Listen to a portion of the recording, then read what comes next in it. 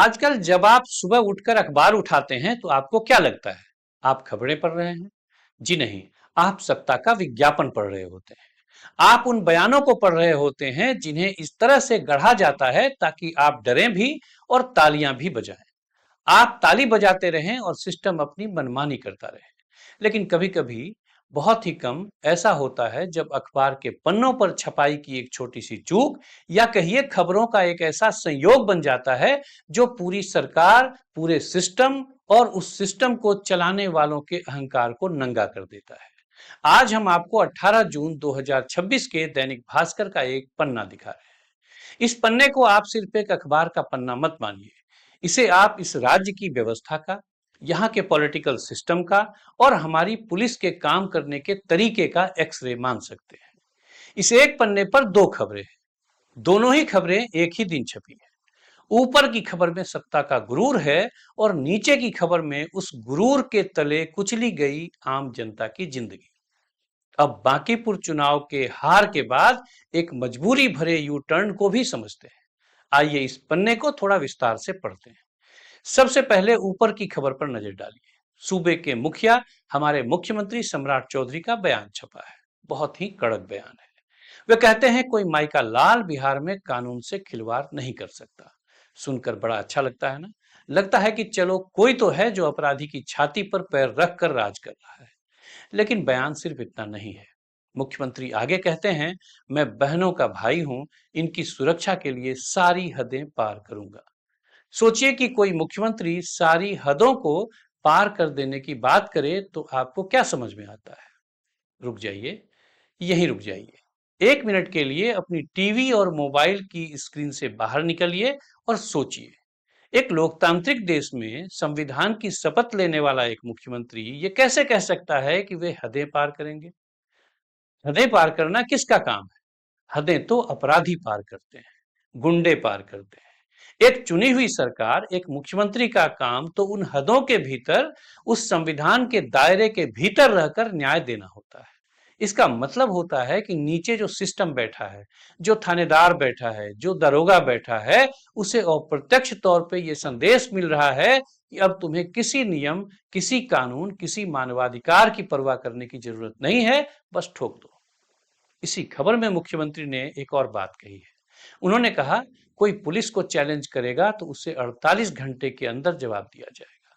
ये काम शुरू है, सबके सामने है। आप समझ रहे हैं? ये 48 घंटे और ये काम शुरू है का क्या मतलब है?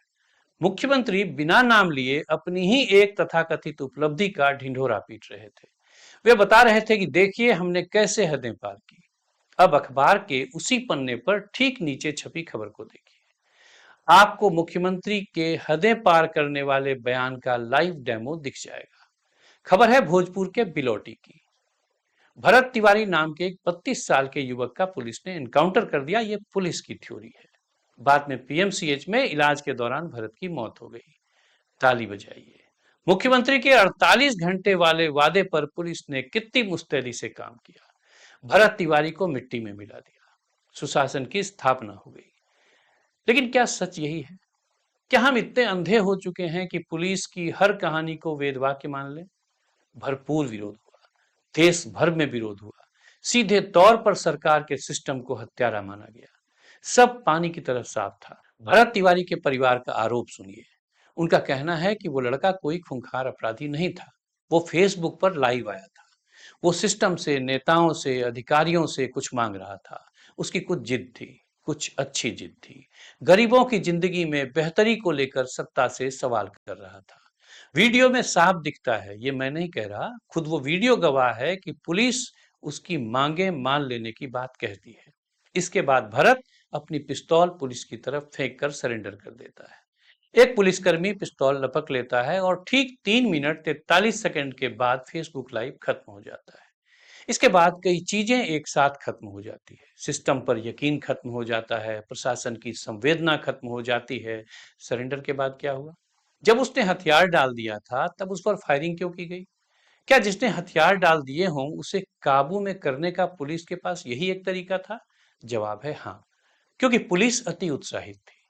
शायद पुलिस को अपने मुखिया का वो भाषण याद आ गया होगा कि हदें पार कर दी है और पुलिस ने सचमुच इंसानियत की, कानून की और न्याय की सारी हदें पार कर दी। और मुख्यमंत्री उसी दिन मंच से एनकाउंटर को अपनी उपलब्धि बताकर तालियां बटोर रहे थे।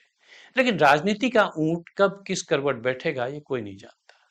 जिस भरत तिवारी के एनकाउंटर को सुशासन का मेडल बनाकर पेश किया जा रहा था, जिस पर मुख्यमंत्री सीना चौड़ा कर रहे थे, अचानक कहानी पलट जाती है। अब सरकार के भीतर संवेदना का एक ऐसा सोता फूटता है, दया का एक ऐसा झरना बह निकलता है कि आप हैरान रह जाएंगे। सरकार अब समझदार हो गई है। मुख्यमंत्री सम्राट चौधरी ने भरत तिवारी के परिवार को सरकारी नौकरी देने का ऐलान कर दिया है। अब एक बहुत छोटा सा, बहुत ही मासूम सा सवाल है मेरा, ये सब पहले क्यों नहीं हुआ? अगर भरत तिवारी एक खूंखार अपराधी था जिसने पुलिस पर गोलियां चलाई, तो उसके परिवार को सरकारी नौकरी क्यों दी जा रही है? क्या अब सरकार अपराधियों के परिवारों को नौकरी और पेंशन बांटेगी? और अगर भरत तिवारी निर्दोष थे, तो फिर उसे गोलियां क्यों मारी गई? जवाब आप भी जानते हैं और हम भी। ये नौकरी किसी न्याय की जीत नहीं है, ये नौकरी किसी इंसानियत की मिसाल नहीं है, ये नौकरी है डैमेज कंट्रोल। और डैमेज कंट्रोल क्यों करना पड़ा? क्योंकि बीच में एक चुनाव आ गया, बांकीपुर का चुनाव। लगता है बांकीपुर के चुनावी नतीजों ने सरकार को वो होमवर्क करा दिया जो फाइलों में कहीं दब गया था। सरकार जो कल तक हदें पार करने की बात कर रही थी, उसे अचानक से अपनी औकात और जनता की ताकत का अंदाजा लग गया। बांकीपुर की हार कोई मामूली हार नहीं थी। इसने सत्ता के गलियारों में सवर्णों की नाराजगी का वो अलार्म बजा दिया जिसकी गूंज सीधे पटना के सचिवालय से लेकर दिल्ली तक सुनाई दी। आपको याद होगा प्रशांत किशोर क्या कह रहे थे? वे लगातार कह रहे थे एक ही बात। उनका कहना था, बांकीपुर का चुनाव हमें जिताइए, सरकार को होश में लाने के लिए ये जरूरी है। प्रशांत किशोर की बात सही थी या गलत, दावा सही था या गलत, ये बहस हम राजनीतिक विश्लेषकों और टीवी के उन एंकरों के लिए छोड़ देते हैं जो रोज शाम मुर्गा लड़ाते हैं। लेकिन इतना जरूर है, और ये एक स्थापित सत्य है, कि बांकीपुर का चुनाव खत्म हुआ, नतीजे आए और सरकार की रीसेटिंग शुरू हो गई। बांकीपुर की जनता ने शायद प्रशांत किशोर की बात को कुछ ज्यादा ही सीरियसली ले लिया। उन्होंने वोट की वो चोट की कि कल तक जो सरकार 48 घंटे में गोली मारने का दावा कर रही थी, वो अब नौकरियां बांटने के लिए फाइलें दौड़ा रही। सरकार को जब अपना वोट बैंक खिसकता हुआ दिखाई देता है ना, तो बड़े बड़े नेताओं की भाषा बदल जाती है। हदें पार करने वाले अचानक हदों में आ जाते हैं। तो आज का सबक क्या है? भरत तिवारी के परिवार को नौकरी देने का फैसला निश्चित तौर पर स्वागत योग्य है। एक परिवार जिसका बेटा चला गया, उसे कम से कम एक आर्थिक सहारा तो मिला। लेकिन सवाल फिर भी रहेगा, और यह सवाल आपको अपने नेताओं से पूछना चाहिए। क्या इस देश में, इस राज्य में न्याय पाने के लिए किसी का मरना और उसके बाद किसी चुनाव का आना जरूरी है? क्या बांकीपुर की करारी हार के बाद ही सरकार को यह एहसास होगा कि सिर्फ चुनाव जीतना काफी नहीं, जनता का भरोसा भी जीतना जरूरी होता है? क्या मुख्यमंत्री अब आगे से मंच पर खड़े होकर हदें पार करने की बात करने से पहले दो बार सोचेंगे? अब देखना यह है कि ये जो बदलाव आया है, ये जो नौकरी बटी है, क्या सिर्फ बांकीपुर के बाद पैदा हुए डर का नतीजा है? क्या ये सिर्फ एक डैमेज कंट्रोल है, या फिर पूरे बिहार में सरकार सचमुच पटरी पर लौटती है और पुलिस को ये निर्देश देती है कि कानून की हदों में रहकर काम करो? अगर सरकारें डरी रहेंगी, तभी जनता सुरक्षित रहेंगी। जिस दिन सरकारें हदें पार करने लगेंगी, उस दिन आम आदमी की जिंदगी की कोई भी कीमत बचेगी क्या? सोचते रहिए, क्योंकि इस देश में कम से कम अभी तक सोचने पे कोई टैक्स नहीं लगा है। कमेंट सेक्शन आपका है, अपनी राय खुलकर दीजिए। सत्ता की चाटुकारिता की जगह अगर आपको बेबाक सवाल पसंद हैं, तो हमारे चैनल को लाइक और सब्सक्राइब जरूर कर लें। जल्द मिलते हैं एक और जरूरी मुद्दे के साथ। तब तक के लिए द न्यूज स्कैन की तरफ से राजेश रंजन का नमस्कार।